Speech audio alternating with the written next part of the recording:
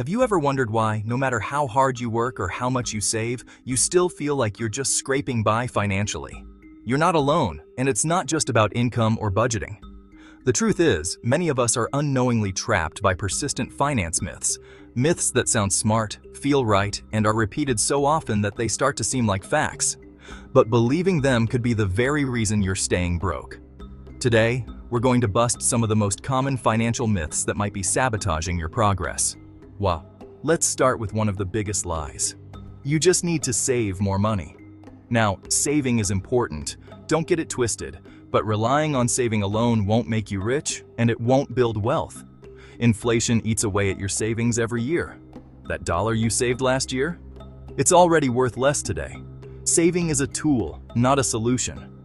If you're only focused on saving without learning how to grow your money, you're stuck in survival mode. Real financial freedom comes from investing, from creating assets, from building income streams that work even when you're not working. Next myth: debt is always bad. This is one of the most misunderstood ideas in personal finance. Yes, credit card debt with high interest rates is dangerous. Yes, buying things you can't afford is reckless, but not all debt is created equal. There's something called good debt, strategic borrowing that can help you build wealth. Think of student loans that lead to higher income, or a mortgage on a property that appreciates in value, or a business loan that fuels a profitable idea. The wealthy use debt to leverage opportunities. The broke avoid all debt out of fear.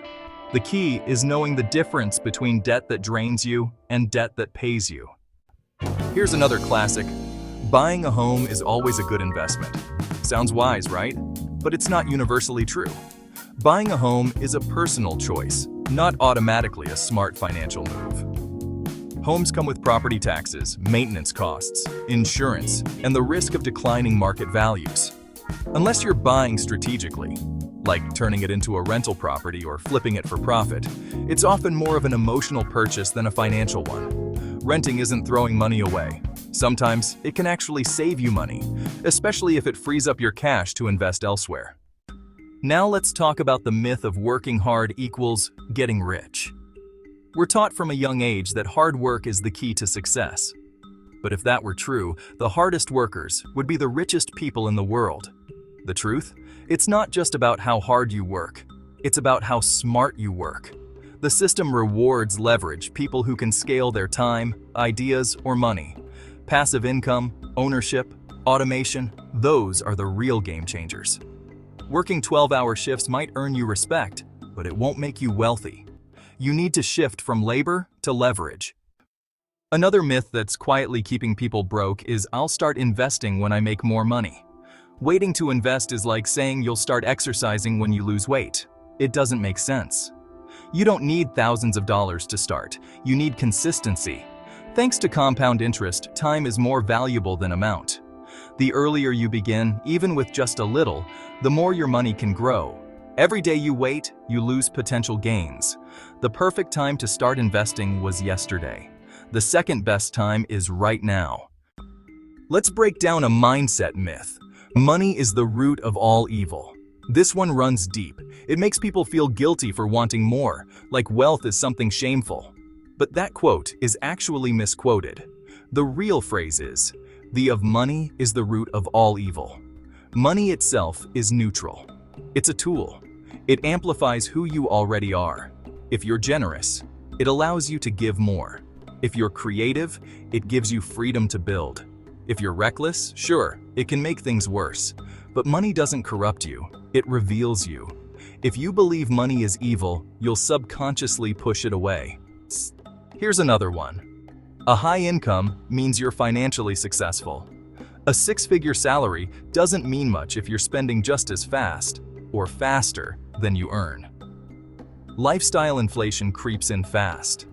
The nicer car, the bigger house, the designer clothes. It's easy to get caught in a cycle where your expenses rise with your income and you're still living paycheck to paycheck, just in nicer shoes. Real wealth isn't measured by what you earn. It's measured by what you keep and what you grow. A teacher who invests wisely and lives below their means can outpace a doctor who's drowning in debt. Now, let's tackle a subtle but dangerous one. I'm just not good with money. This myth isn't just false, it's self-sabotaging. No one is born financially literate. It's not a personality trait, it's a skill, and skills can be learned. Saying you're bad with money is like saying you're bad with cooking and then refusing to ever learn how to fry an egg. You don't need a finance degree. You need curiosity, discipline, and a willingness to make small changes.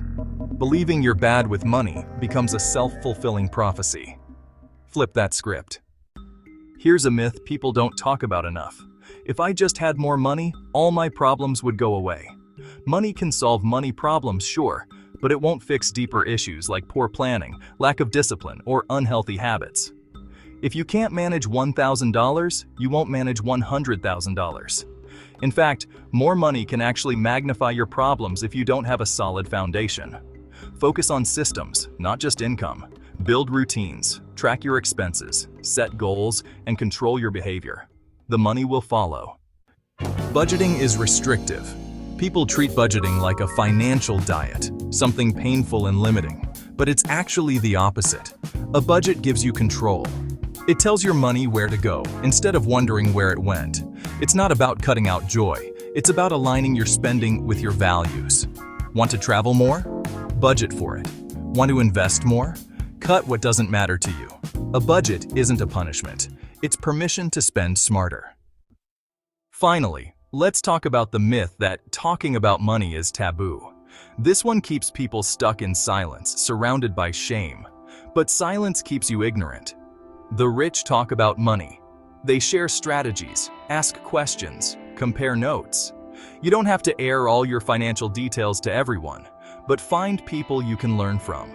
Get a mentor. Follow creators who teach finance. Have conversations with friends and family. Normalize talking about money. Your future depends on it. So, let's bring it all together. These myths aren't just innocent misunderstandings. They shape your mindset, influence your decisions, and can quietly drain your potential. To build wealth, you don't just need a better budget or a higher paycheck. You need better beliefs. Replace fear with curiosity. Replace assumptions with education. Replace guilt with growth. Financial freedom starts not just with your wallet, but with your mindset. Thanks for watching. If this helped you break free from any of these myths, consider subscribing so you don't miss future content designed to help you level up your financial game. Stay smart, stay curious, and remember, money doesn't change who you are. It reveals who you have the potential to become.